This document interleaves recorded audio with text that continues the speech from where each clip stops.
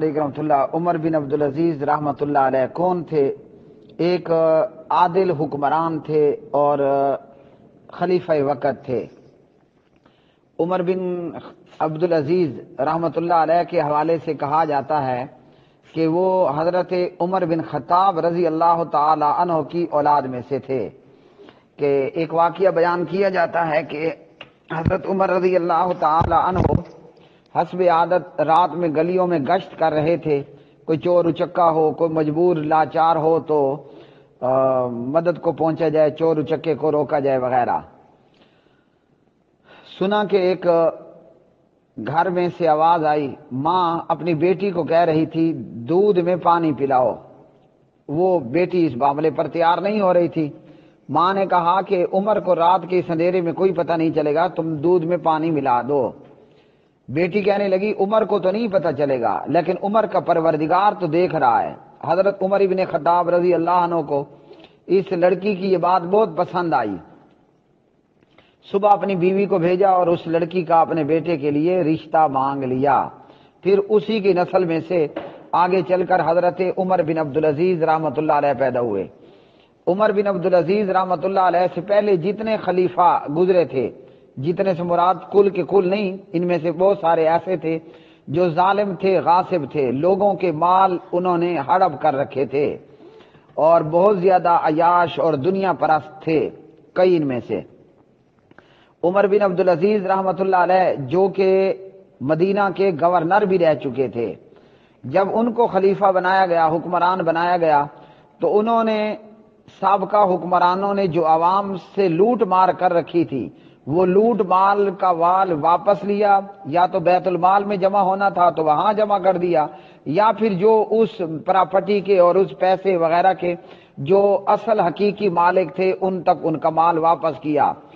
اور یوں عمر بن عبدالعزیز رحمۃ اللہ علیہ کا دور اور ان کا دور حکمران حکومت، ان کا دور خلافت ایک ایسا منظر پیش کرنے لگا کہ ایسا ہو گیا کہ گویا کہ یہ حضرت عمر بن عبدالعزیز کا دور نہیں بلکہ حضرت عمر ابن خطاب رضی اللہ عنہ صحابی رسول کی خلافت کا زمانہ ہو۔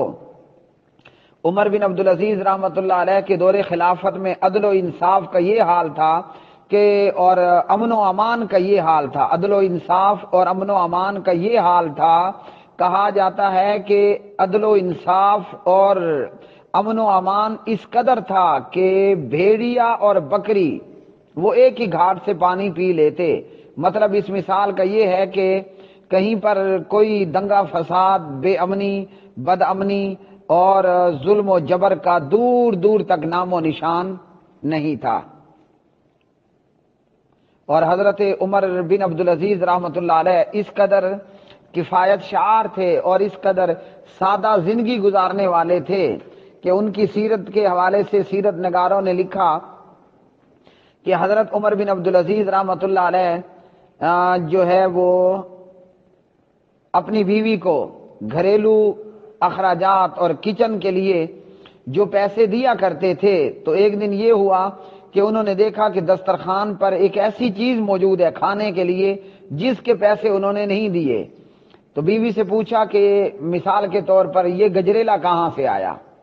میں نے اس لیے نام لیا، میرے سامنے بھی یہ گجریلا موجود ہے، مثال کے طور پر آپ کو سیمپل دے رہا ہوں۔ انہوں نے پوچھا کہ یہ گجریلا کہاں سے آیا؟ انہوں نے کہا میں نے پکایا ہے۔ کہا اس گجریلے کے پیسے تو میں نے نہیں دیے۔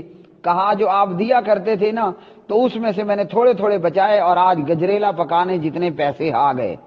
عمر بن عبدالعزیز رحمۃ اللہ علیہ کہنے لگے کہ ٹھیک ہے، اس کا مطلب ہے روزانہ اتنا پیسہ اضافی آ رہا ہے، تو انہوں نے اتنی ہی کٹوتی کر کے آئندہ کے لیے دینا شروع کر دیا۔